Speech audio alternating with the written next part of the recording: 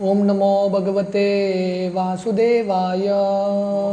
भगवते वासुदेवाय।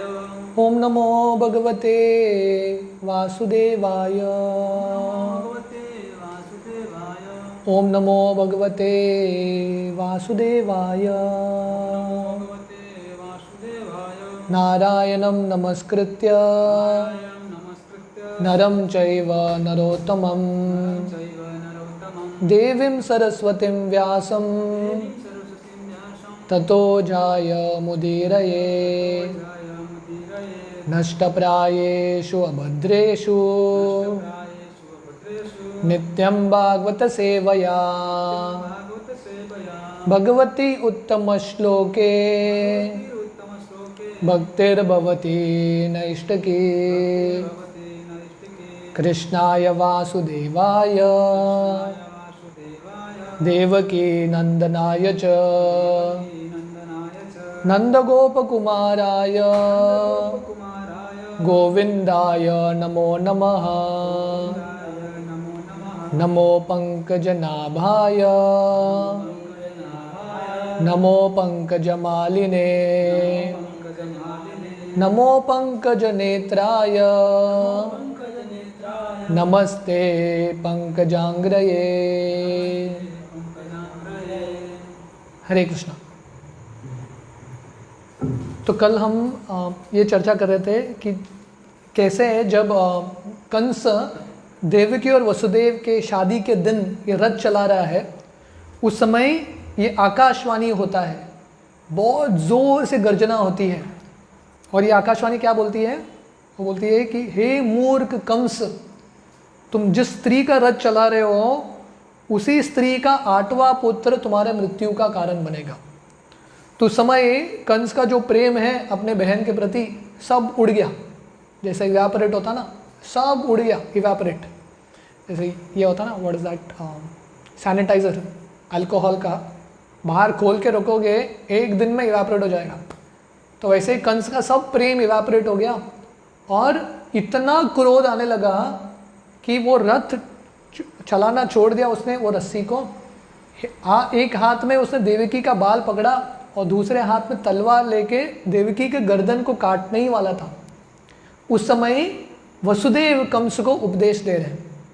तो यहाँ पे भागवतम में वर्णन आता है, वसुदेव एक महान संत है, महान राजा है। क्यों? क्योंकि इतने बड़ी विपदा में, गंभीर परिस्थिति में भी कूल है। तो श्रील प्रभुपाद उनके पुस्तक में लिखते हैं, what is the definition of a great man? महान व्यक्ति का डेफिनेशन क्या है? The greatness of a man is estimated by his ability to tolerate provoking situations. महान व्यक्ति वो है जो गंभीर परिस्थिति में भी जो शांतता है और जो उसका तुलना है, संतुलन है, वो इकट्ठा रखता है, मेंटेन करके रखता है। तो ये महान व्यक्ति का डेफिनेशन है। और वसुदेव ऐसे महान व्यक्ति हैं, इतने गंभीर परिस्थिति में भी बहुत प्रेम से डील करते हैं और कंस को उपदेश देते हैं। तो पहला तो वो कंस को बोलते हैं, हे कंस, तुम बहुत बड़े राजा हो, पूरे भोजकुल में सबसे प्रसिद्ध राजा हो और बहुत वीर्यवान हो, बहुत शक्तिशाली हो। तुमको शोभा नहीं देता एक अबला स्त्री को मारते हुए, वो भी शादी के दिन, और वो भी बाहर की स्त्री नहीं है, स्वयं की बहन। तुम अपने बहन को मारोगे शादी के दिन, लोग क्या सोचेंगे तुम्हारे बारे में? तुम्हारा जो कुल का नाम है वो पूरा मिट्टी में चला जाएगा। इसीलिए आप क्या करो, मृत्यु से आप भयभीत मत हो, क्योंकि मृत्यु तो एनीवे आने वाला है, आज नहीं तो कल, टुडे और आफ्टर 100 ईयर्स मृत्यु तो आएगा। इसलिए हमको भय किस चीज़ का होना है? गलत कार्य, बुरा कर्म करने से भय होना चाहिए, मृत्यु से भय नहीं होना है।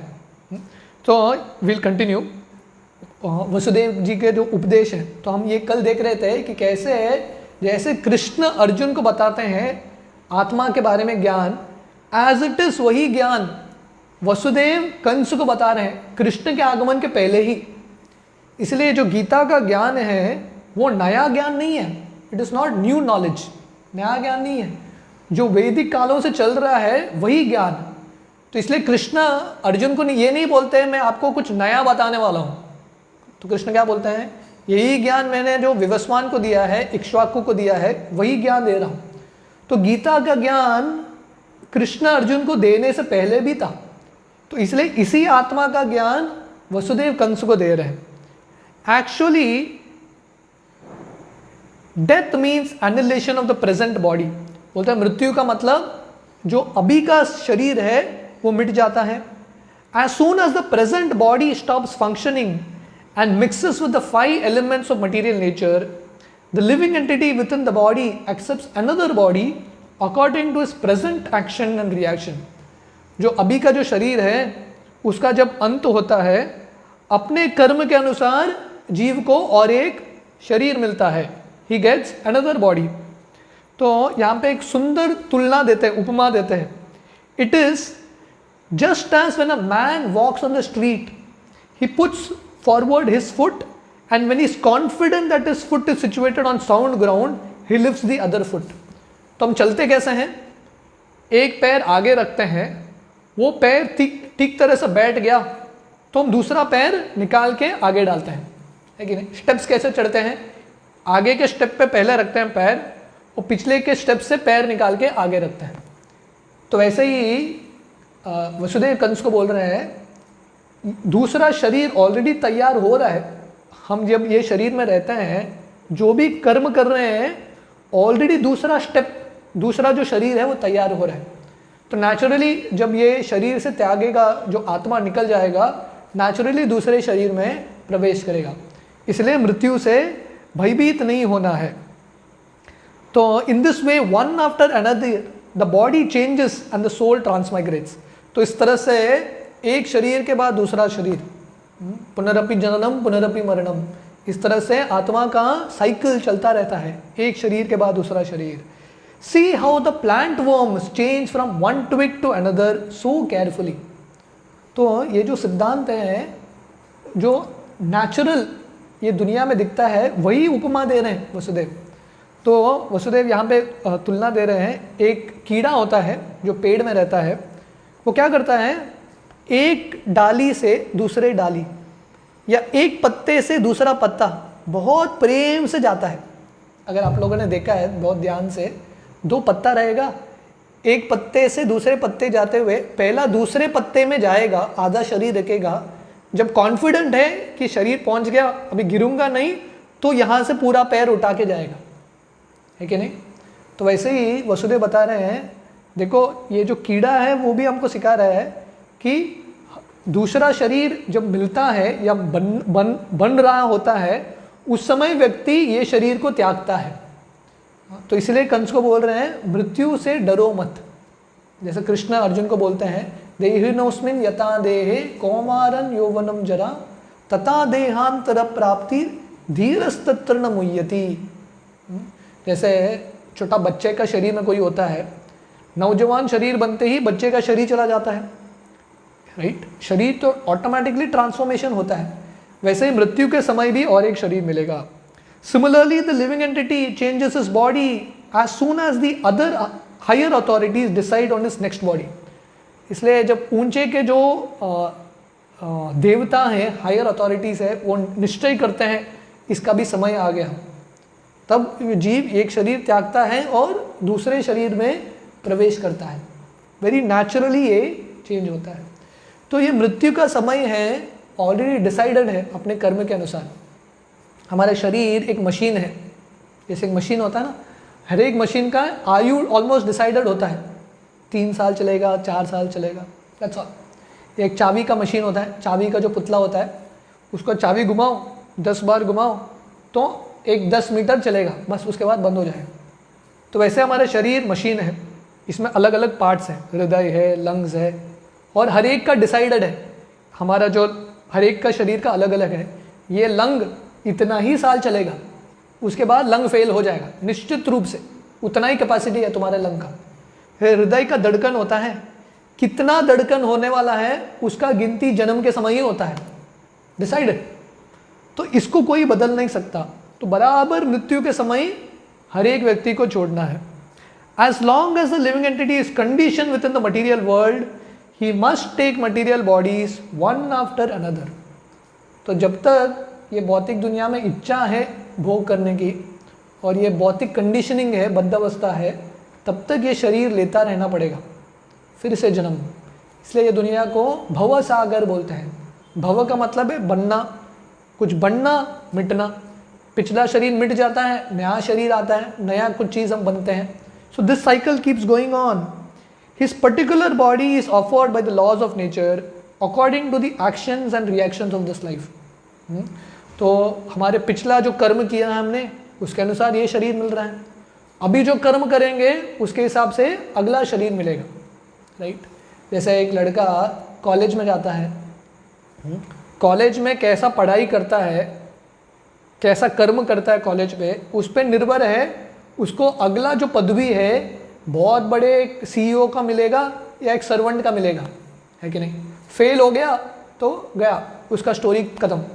पर पास होके बहुत अच्छा किया तो नेक्स्ट पोजीशन उसका अच्छा होगा। हमारे जो अभी का पोजीशन पिछले पोजीशन पर निर्भर है। पिछले जो हमने किया उसके वजह से ये पोजीशन है, अभी जो करेंगे अगला पोजीशन चेंज होगा। तो बहुत बार व्यक्तियों को विलाप होता है, लोगों को विलाप होता है कि नहीं मेरा स्थिति सही नहीं है, मैं सही पोजीशन में नहीं हूँ मटीरियली, ठीक है। तो आप अच्छा कार्य करो, अभी अगला पोजीशन आपका अच्छा होगा। जो ऑलरेडी है उस पर विलाप करके कुछ मिलेगा नहीं, क्योंकि जो है उसको स्वीकार करना पड़ेगा। पर इसके साथ हम अच्छा कार्य करेंगे, स्पेशली स्पिरिचुअल लाइफ, भक्ति का कार्य करेंगे, नेक्स्ट लाइफ आध्यात्मिक होगा, भौतिक नहीं। This body is exactly like one of the bodies which we always see in dreams. तो वसुदेव देखिए कितना सुंदर उपदेश दे रहे हैं। कृष्ण ने भी गीता बताया है अर्जुन को आत्मा के बारे में ज्ञान, दूसरे अध्याय में, पर वसुदेव जो बोल रहे हैं कृष्ण से ज़्यादा सुंदर है, बहुत सुंदर उदाहरण दे रहे हैं। तो उन्होंने ऑलरेडी एक दो उदाहरण दिया, जैसे व्यक्ति चलता है कि नहीं, अगला नेक्स्ट कदम पैर आगे रखता है तभी पिछला कदम निकालता है, वैसे ही आत्मा दूसरा शरीर तैयार करता है तभी ये शरीर छोड़ता है। यह एक छोटा सा कीड़ा होता है, एक पत्ते से दूसरा पत्ता, दूसरे पत्ते पर चढ़ता है तभी पहले पत्ते को छोड़ता है, राइट। तो वैसे ही आत्मा दूसरा शरीर प्राप्त करते हुए ही पहला शरीर त्यागता है। तो यहाँ पे और एक उदाहरण दे रहे हैं। ये शरीर क्या है, जैसे हम सपने में ड्रीम, सपना देखते हैं, और सपने में भी हमको अलग अलग शरीर होता है कि नहीं। सपने का शरीर, सपने में हम देखते हैं हम राजा बन गए, है कि नहीं, सब लोग आके हमारा गुणगान कर रहे हैं सपने में, या हमको सपने में लग रहा है कि हम हवा में उड़ रहे हैं, राइट। तो वो सपने का शरीर है। तो ये शरीर भी क्या है, सपने का शरीर है।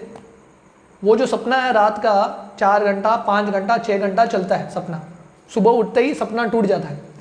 ये सपना कितना चलता है, 50 साल, 60 साल, ये भी सपना है। जैसे रात को कितने रात हम सोए हैं, कितना सारा सपना आया है, उसका गिनती है क्या। और सपने में कितने सारे शरीर लिया हमने, उसका कुछ गिनती है क्या, गिनती नहीं। वैसे ही इतने सारे हम शरीर लेके आए हैं, 84 लाख योनि, और 84 लाख योनि में भी कितने बार योनियों बार बार हमने लिया है, उसका कुछ गिनती नहीं है। So this body is like dream, सपने का शरीर है। During a dream of sleep we create so many bodies according to mental creation. हमारे मनस्थिति के अनुसार सपने में अलग अलग शरीर बनाते हैं, है कि नहीं। कभी राजा का, कभी पंक्षी का, अलग अलग शरीर बनाते हैं, मेंटल क्रिएशन। तो वैसे ही ये शरीर भी कैसा आता है, माइंड से, मन से। इसलिए कृष्ण गीता में बोलते हैं यम यम वापि स्मरन भावाम त्यजति अंत कलेवरम तम तम एवति कौन्तेय सदा तद भाव भाविता। जो मन का स्थिति है, मेंटालिटी है, अंत समय में उसके अनुसार हमारा अगला रियलिटी होगा। So the next reality depends on the present mentality, है कि नहीं। तो मनस्थिति क्या होगा, उसके अनुसार हमारा परिस्थिति होगा। हाँ, तो इसलिए जैसे हम सपने में अलग अलग शरीर बनाते हैं, mental creation. We have seen gold and we have also seen a mountain. So in a dream we may see a golden mountain by combining 2 ideas. तो सपना कैसा होता है, हमने असलियत में सोना देखा है और असलियत में हमने पर्वत देखा है। तो हम सपने में क्या करते हैं, मन ये दोनों को जोड़ता है, और मन क्या बनाता है सपने में, सोने का पर्वत, so this is all mental creation, combine करता है. Sometimes in dreams we see that we have a body which is flying in the sky and at that time we completely forget a present body. तो सपने में इतना हम चले जाते हैं, इतना प्रवेश करते हैं, हमको लगता है कि ऐसा शरीर मिला है, मैं उड़ रहा हूँ, अभी का शरीर भूल जाते हैं. इसलिए लोगों को जब बहुत कष्ट होता है ना, लोग क्या करते हैं, सो जाते हैं चद्दर ओढ़ के. क्यों? क्योंकि सो के हम देख सकते हैं जो हम असलियत में नहीं देख सकते, वो कहाँ देख सकते हैं, सपने में देख सकते हैं. लोग एंटरटेनमेंट मूवी क्यों देखते हैं? असलियत में तो हमारा हालत बहुत ख़राब है, पर मूवी देख के एटलीस्ट थोड़ा मज़ा आएगा, क्योंकि मूवी के कैरेक्टर के साथ आइडेंटिफाई करते हैं, है कि नहीं. वो हीरो के अंदर हर एक व्यक्ति प्रवेश करता है और उसको लगता है हीरो मज़ा ले रहा है तो मैं भी मज़ा ले रहा हूँ. पर ये क्या है, आइडेंटिफिकेशन. हम मूवी के हीरो के साथ आइडेंटिफाई कर रहे हैं, पर मूवी सत्य है क्या? वो पूरा मिथ्या है, उसका कुछ एग्जिस्टेंस नहीं है. वैसे ही सपने के शरीर के साथ हम आइडेंटिफाई करते हैं, आनंद लेते हैं. वैसे ही हम ये शरीर के साथ आइडेंटिफाई करके आनंद ले रहे हैं, पर ये शरीर भी आत्मा के लिए सपना है. Similarly these bodies are changing. When you have one body, you forget the past body. तो जब हम सपने का शरीर होता है, ये शरीर भूल जाते हैं. वैसे ही जब हमको ये शरीर मिलता है, ये भौतिक शरीर, पिछला शरीर हम भूल जाते हैं. हम जब प्रेजेंट एक सपना देखते हैं, कल क्या सपना देखा याद है क्या? वो गया, अभी नया सपना, राइट, पहला सपना चला गया. वैसे अभी हमको ये शरीर मिला है, हमको क्या लग रहा है, ये शरीर ही सब कुछ है, रियलिटी है. पर ये जब शरीर मिट जाएगा और एक शरीर मिलेगा, अगले शरीर में भी हमको वही लगेगा, ये शरीर रियलिटी है. जैसा हर एक सपने में हमको क्या लगता है, ये सपना ही बेस्ट है, राइट, वही सपने में हम घुस जाते हैं. तो वैसे ही हम एक शरीर में घुस के आसक्त होके हमको लगता है यही शरीर सब कुछ है. पर वसुदेव जी यहाँ पे बता रहे हैं, ये शरीर क्या है, सिर्फ मात्र एक सपना है.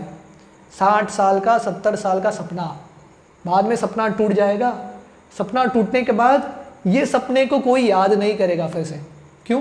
क्योंकि एक नया सपना शुरू होगा, नया शरीर. इसलिए बुद्धिमान व्यक्ति ये सपने के दुनिया को सीरियसली नहीं लेता, वो आध्यात्मिक जगत को सीरियसली लेता है. During a dream we may contact with so many new kinds of bodies, but when we wake up we forget them all. तो सपने में इतने सारे शरीर आते हैं, पर उठते ही हम भूल जाते हैं. And actually these material bodies are the creation of our mental activities. But at the present moment we do not recollect our past bodies. तो सपना क्या है, मन का क्रिएशन है, मन बनाता है सपने को. वैसे ये शरीर क्या है, मन ही तो बना रहा है. मन की इच्छा के अनुसार शरीर मिल रहा है. किसी को अगर खाने का बहुत इच्छा है, हाथी का शरीर मिलता है. किसी को सोने का बहुत इच्छा है तो पोलर बेयर का शरीर मिलता है. तो कौन बना रहा है?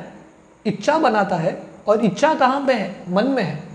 तो इसलिए जैसे सपने का शरीर मन बनाता है, वैसा ये शरीर भी मन बना रहा है. तो इसलिए ये सब भौतिक शरीरों को सीरियसली नहीं लेना है.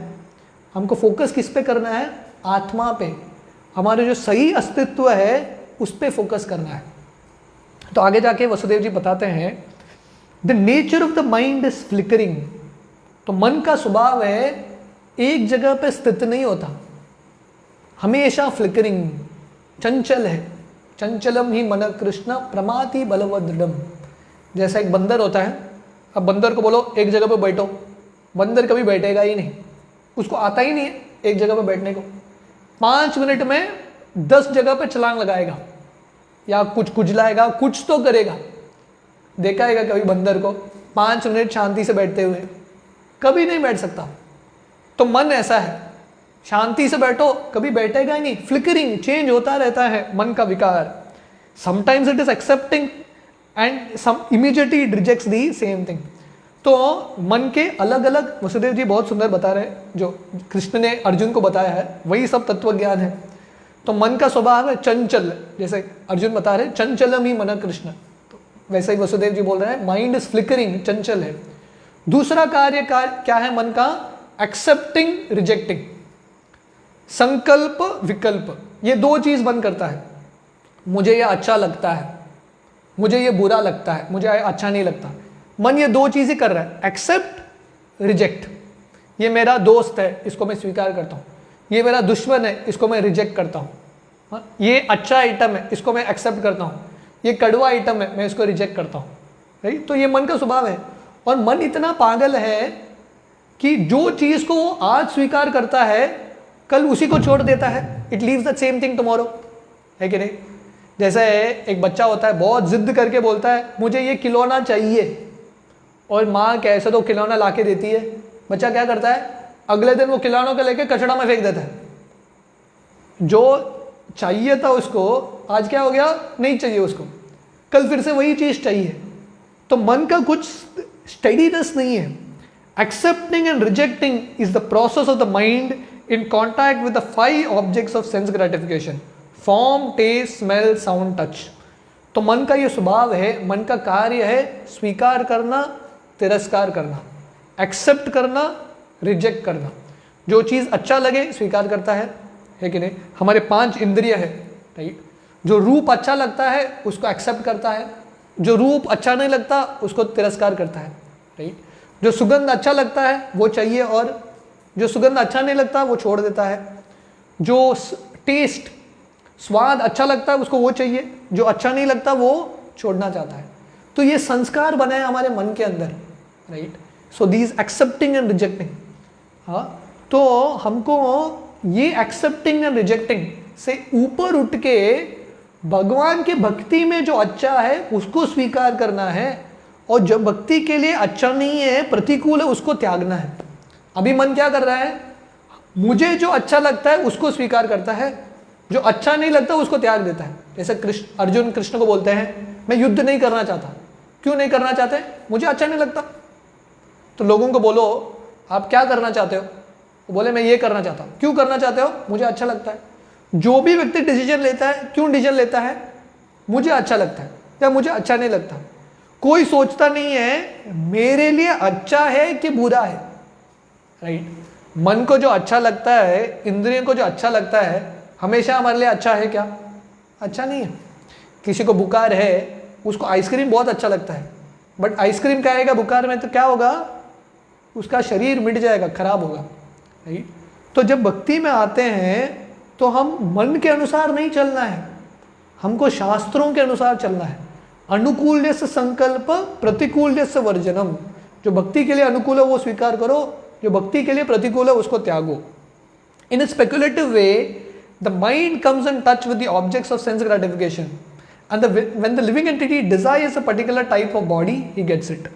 तो मन किसी इंद्रिय विषय के बारे में सोचता है, और वो इंद्रिय विषय को प्राप्त करने का प्रयास करता है, और उसके वजह से उसको और एक शरीर मिलता है। Therefore the body is an offering by the laws of material nature। तो हमारी इच्छा के अनुसार शरीर मिलता है, इच्छा और कर्म के अनुसार। The living entity accepts the body and comes out again into the material world to enjoy or suffer according to the construction of the body। तो एक बार शरीर मिल गया तो वो शरीर का एक साथ एक पैकेज आता है, राइट। शरीर का सुख और शरीर का दुख दोनों भुगतना पड़ेगा। जैसा एक कॉइन है, आप बोल नहीं सकते हैं मुझे सिर्फ हेड्स चाहिए, टेल्स नहीं चाहिए। हेड भी मिलेगा, टेल भी मिलेगा, दोनों मिलेगा, राइट। तो हमारा इच्छा है, भौतिक इच्छा है, वो इच्छा को पूरा करने के लिए कर्म या जो माया है शरीर देती है, और शरीर मिलने के बाद दोनों स्वीकार करना पड़ेगा, एंजॉय एंड सफ़र। हर एक शरीर सुख भी देता है, दुख भी देता है, दोनों स्वीकार करना पड़ेगा। Unless we have a particular type of body we cannot enjoy or suffer according to our mental proclivities inherited from the previous life। तो जब तक शरीर नहीं मिलता तब तक हम ये भौतिक दुनिया का अनुभूति भी नहीं कर सकते। तो इसलिए पिछले कर्म के अनुसार हमको एक शरीर मिलता है। The particular type of body is actually offered to us according to a mental condition at the time of death। तो जैसे मैं बता रहा था, कृष्ण गीता में बोलते हैं यम यम वापी स्मरन भावम त्यज्यति अंत कलेवरम तम तम एवति कौन्तेय सदा तद्भाव भाविता। जो हमारा मनस्थिति है मरते हुए अंत काल में, उसके हिसाब से हमको अगला शरीर मिलेगा। हम भौतिक चीज़ों के बारे में सोचेंगे, उसके हिसाब से हमको शरीर मिलेगा। जैसा सपना है, सपना मन ही सपना बनाता है, सपने का शरीर बनाता है, वैसा ही ये जो शरीर है वो भी मन ही बना रहा है। इसलिए वसुदेव बता रहे हैं कि ये शरीर भी एक सपना है, it is ultimately a dream. तो अब तक उन्होंने 3 उदाहरण दिया पहला उदाहरण था कि कैसे व्यक्ति चलता है, एक पैर आगे रखता है, दूसरा पैर को निकालता है। वैसे ही जो जीव है, आत्मा है, अगला शरीर तैयार करता है और पिछले शरीर को छोड़ के अगले शरीर में जाता है। दूसरा उदाहरण, जैसे एक कीड़ा एक पत्ते से दूसरे पत्ते को जाता है या एक टहनी से दूसरे टहनी को जाता है, वैसे जीव एक शरीर से दूसरा शरीर ट्रांसमाइग्रेट करता है। तीसरा उदाहरण उन्होंने दिया सपने का, कैसे ये शरीर एक सपने का शरीर है, अल्टीमेटली अ ड्रीम। आत्मा अपना मूल स्वरूप भूल चुका है। आत्मा का धाम कहाँ है, घर कहाँ है, आध्यात्मिक जगत में। और आत्मा का शरीर क्या है, आध्यात्मिक शरीर। पर वो शरीर भूल के, वो घर भूल के ये सपने के घर, ये सपने के शरीर के साथ हम आसक्त कर रहे हैं। और जैसे सपना मन बनाता है, वैसे ही ये शरीर भी मन ही डेवलप कर रहा है, मन के इच्छा के अनुसार ये शरीर मिल रहा है। तो अगला और एक सुंदर उदाहरण देते हैं। The luminous planets like the sun and the moon और the stars reflects themselves in different types of reservoirs like water, oil और घी। तो और एक उदाहरण दे रहे हैं, जैसे चंद्र है या सूर्य है या अलग अलग तारे हैं, उनका जो प्रतिबिंब है अलग अलग चीज़ों में आता है। कभी तालाब में उसका प्रतिबिंब होता है, या अगर तेल है उसमें कभी प्रतिबिंब आता है, तारों का, चंद्र का। The reflection moves according to the movement of reservoir. तो ये बहुत सुंदर उदाहरण है, बहुत महत्वपूर्ण उदाहरण है। वो जो रिफ्लेक्शन है, प्रतिबिंब है, वो कैसा मूव होता है, जैसा वो पानी, लिक्विड पानी हिलता है हवा के अनुसार, या वो बर्तन को हिलाओगे तो रिफ्लेक्शन भी हिलेगा। The reflection of the moon in is on the water and the moving water makes the moon also appear to be moving, but actually the moon is not moving. तो जब चंद्र का प्रतिबिंब पानी में गिरता है और पानी जब विचलित होता है, तब क्या लगता है, चंद्र का प्रतिबिंब भी विचलित हो रहा है। तो क्या लिखता है कि चंद्र विचलित हो रहा है, पर चंद्र विचलित होता है क्या, चंद्र तो उधर ही खड़ा है, वो विचलित नहीं हो रहा है, चंद्र का मूवमेंट्स नहीं होता। जैसे एक बर्तन है, चंद्र का रिफ्लेक्शन है, अब पानी को शिफ्ट करो, चंद्र का जो शेप है वो भी चेंज होता है पानी के चेंज के अनुसार, पर चंद्र का शेप एक्चुअली चेंज होता है क्या, वो तो वैसे ही है। वैसे ही आत्मा एक स्थित है, कुतस्थ, आत्मा का कभी चेंज नहीं होता। चेंज क्या हो रहा है, शरीर। ये जो आत्मा का रिफ्लेक्शन है, ये शरीर चेंज हो रहा है। और क्योंकि हम शरीर के साथ आइडेंटिफाई कर रहे हैं, ये चेंजेस से विचलित हो रहे हैं। जो आत्मा के साथ आइडेंटिफाई करेगा, चेंजेस से विचलित नहीं होता। जो शरीर के साथ, प्रतिबिंब के साथ आइडेंटिफाई करेगा, वो विचलित होगा। Similarly by mental concoction the living entity attains different kinds of bodies, although actually he has no connection with such bodies. तो जैसे चंद्र, कभी उसका पतन नहीं होता, चंद्र का पतन होता है, चंद्र का कभी पतन नहीं होता, चंद्र का प्रतिबिंब ही दिखता है यहाँ पे, चंद्र स्वयं नहीं आता। वैसे ही आत्मा ये शरीर के साथ आसक्त होता है, इसलिए ये शरीर बदलता है, शरीर के अलग अलग विकार होते हैं, पर आत्मा के कभी विकार नहीं होते। By mental concoction a living entity attains different kinds of bodies. तो मन के वजह से ऐसा लगता है कि हमको अलग अलग शरीर मिल रहा है, ये शरीर बदल रहा है, ये परिस्थिति बदल रहा है, पर आत्मा का परिस्थिति कभी बदलता नहीं है। But on account of this illusion being enchanted by the influence of maya, the living entity thinks that he belongs to a particular type of body. That is the way of condition life, right. Imagine करो, चंद्र है, चंद्र अपने प्रतिबिंब के साथ identify कर दिया, तो चंद्र क्या होगा, भयभीत हो जाएगा, क्योंकि हवा आएगा तो चंद्र को लगेगा अरे अरे अरे हवा मुझे विचलित करेगा, डरेगा चंद्र, राइट। हाँ, क्यों, क्योंकि वो आइडेंटिफाई कर रहा है किससे, अपने प्रतिबिंब से। पर चंद्र को क्या समझ में आना चाहिए, मैं तो कहीं और हूँ, जो प्रॉब्लम है, समस्या है, मेरे प्रतिबिंब को हो रहा है, मुझे तो नहीं हो रहा है। वैसे ही समस्या किसको होता है, शरीर को होता है कि नहीं। कोविड हुआ, जो भी हुआ, समस्या किसको होता है, शरीर को होता है, पर आत्मा को कुछ समस्या नहीं होता। भौतिक दुनिया का कुछ भी समस्या आत्मा को लागू नहीं होता। इसलिए कृष्ण गीता में बोलते हैं, नैनम चिंदन्ति शस्त्राणि नैनम दहति पावका न चैनम क्लेदयन्ति आपो न शोषयति मारुता। आत्मा को कोई काट नहीं सकता, कोई बुलेट से मार नहीं सकता, कोई जला नहीं सकता, कुछ भी नहीं हो सकता। इसलिए अगर हम आत्मा के स्तर पे है और शरीर से हम हमारा आसक्ति छोड़ देते हैं, विरक्ति प्राप्त करते हैं, तब कुछ भी अफेक्ट नहीं होगा। पर शरीर के साथ या प्रतिबिंब के साथ हम आइडेंटिफाई करेंगे, हर एक छोटा चीज हम विचलित होंगे। क्योंकि जैसा हवा चलता है, प्रतिबिंब ये चंद्र का चेंज होता रहता है, ये दुनिया में बहुत सारे माया का हवा चलता है, बहुत सारे कष्ट आते हैं, राइट। तो जब तक हम स्पिरिचुअल प्लेटफॉर्म पे नहीं आते तब तक हम विचलित होते रहेंगे। इसलिए कृष्ण गीता में पहला उपदेश अर्जुन को देते हैं आत्मा का ज्ञान। क्योंकि अर्जुन बहुत विचलित हो रहे थे, मैं अपने ये युद्ध कैसे करूं, अपने रिश्तेदारों को कैसे मारूं, बहुत विचलित हो रहे थे। तो कृष्ण आत्मा के स्तर पे लेके जाते हैं। कृष्ण अर्जुन को बोल रहे हैं तू ये प्रतिबिंब नहीं है, तुम चंद्र हो, तुम प्रतिबिंब के साथ आइडेंटिफाई करोगे, विचलित रहोगे। समझ जाओ कि तुम चंद्र हो और तुम कुतस्थ हो, ये जो आत्मा है उसका कभी चेंज नहीं होता। तो ये समझने से व्यक्ति ऑटोमेटिकली विरक्ति प्राप्त करता है, पीस, शांति प्राप्त करता है। अगर एटमॉस्फेयर, परिस्थिति बहुत गंभीर भी है, बहुत वेरी एजिटेटिंग भी है, फिर भी व्यक्ति बहुत शांति से रहेगा अगर आत्मा के स्तर पर रहेगा तो। So will continue this instruction. Vasudev और क्या बताते हैं कंस को, और क्या उपदेश देते हैं, वो कल शाम को हम कंटिन्यू करेंगे।